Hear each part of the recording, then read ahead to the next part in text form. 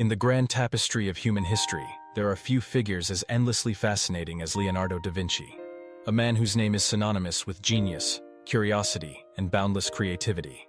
More than 5 centuries after his death, Leonardo's legacy continues to inspire scientists, artists, and dreamers around the globe.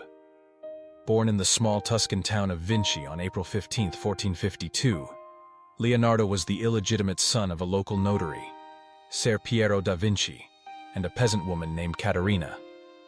Despite his humble beginnings and the stigma of illegitimacy, Leonardo's early life would unfold into one of the most extraordinary journeys ever recorded.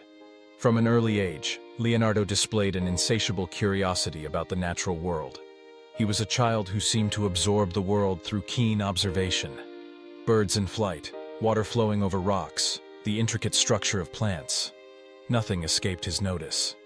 This innate desire to understand how things worked would become the foundation for all of his future endeavors. At the age of 14, Leonardo was apprenticed to the renowned Florentine artist Andrea del Verrocchio. In Verrocchio's workshop, Leonardo learned the fundamentals of painting, sculpture, and mechanical arts. He would quickly surpass his master, leaving an indelible mark even as a teenager. One famous anecdote tells of Leonardo painting an angel in Verrocchio's Baptism of Christ. So masterful was Leonardo's angel that Verrocchio, it is said, never painted again. It was in Florence that Leonardo first gained recognition for his talents. Yet his restless mind could not be contained by painting alone. He sketched fantastical machines, dissected animals to study their anatomy, and filled countless pages with observations that blended art and science seamlessly. In 1482, Leonardo left Florence for Milan, seeking greater opportunities. He entered the service of Ludovico Sforza, the Duke of Milan.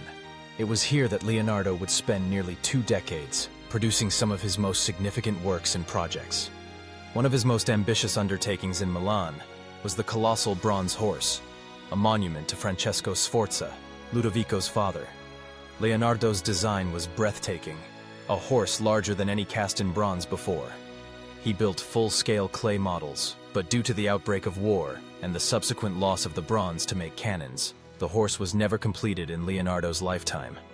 Yet, even this failed project showcased Leonardo's grand vision and innovative engineering.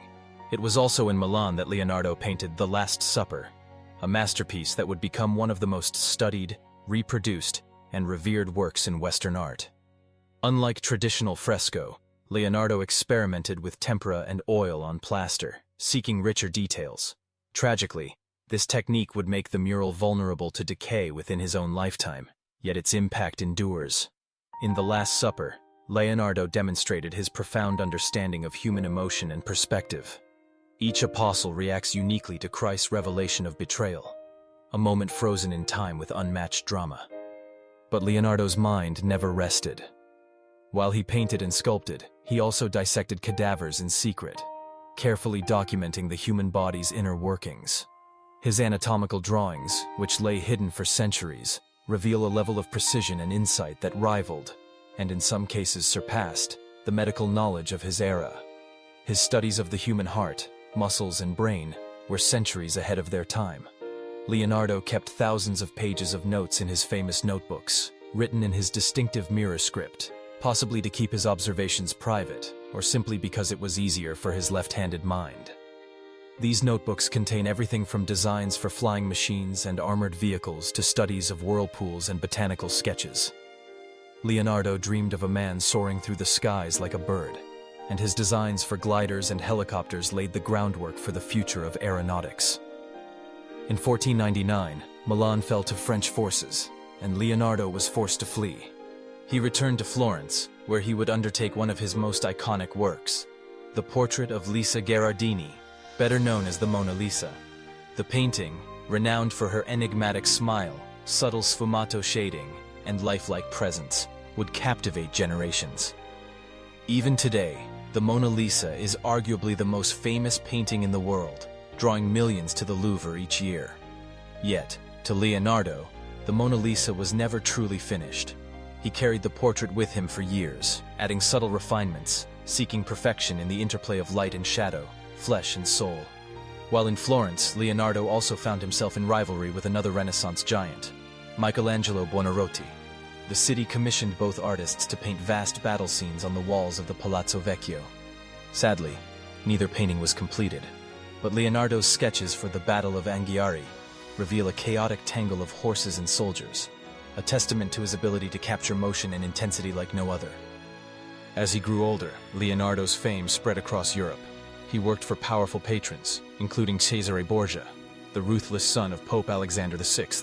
As Borgia's military engineer, Leonardo designed fortifications and war machines, merging his artistic skill with practical engineering.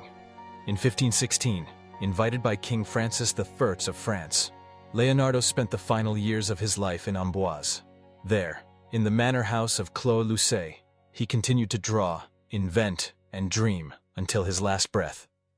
Surrounded by his faithful pupils and his notebooks, Leonardo died on May 2, 1519, at the age of 67. Legend has it that King Francis I cradled Leonardo's head as he died, though this story may be apocryphal. Still, it speaks to the profound respect and admiration Leonardo commanded during his lifetime. Yet, when Leonardo died, much of his genius risked being forgotten. His notebooks, scattered among his followers and later collectors, would take centuries to resurface fully. Many of his ideas, from machines of flight to studies of optics and hydrodynamics, would only be recognized for their brilliance long after his time. Leonardo da Vinci was, above all, a man who refused to accept the limits imposed by his era.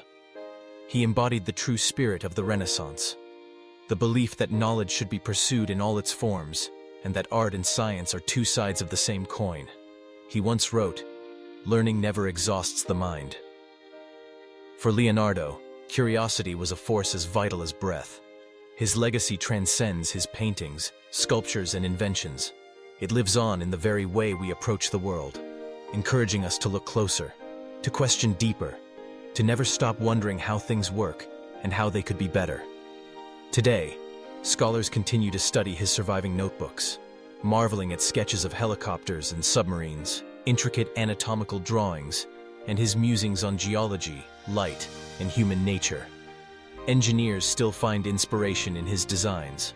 Artists strive to emulate the delicate mastery of his brushwork. Leonardo's life reminds us that the borders between disciplines are only imaginary walls. To think like Leonardo is to think without boundaries. He was not just a painter or a scientist or an engineer. He was all of these and more, a symbol of the infinite potential of the human mind. As we stand in the 21st century, peering into a future of artificial intelligence, space exploration, and biotechnological marvels, perhaps it is Leonardo's boundless curiosity that we need most.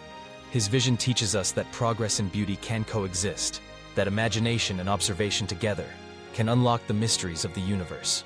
More than 500 years have passed since the world lost Leonardo da Vinci, yet we still feel his presence every time we see a helicopter lift off the ground, marvel at the intricacies of the human body, or gaze into the subtle smile of a portrait that refuses to give up its secrets. Leonardo's notebooks remind us that the answers we seek may lie hidden in the pages we have yet to write, the questions we have yet to ask. In the end, perhaps Leonardo's greatest invention was not a machine or a masterpiece, but an idea. The idea that we are all capable of endless discovery, so long as we dare to look beyond what we know and imagine what could be.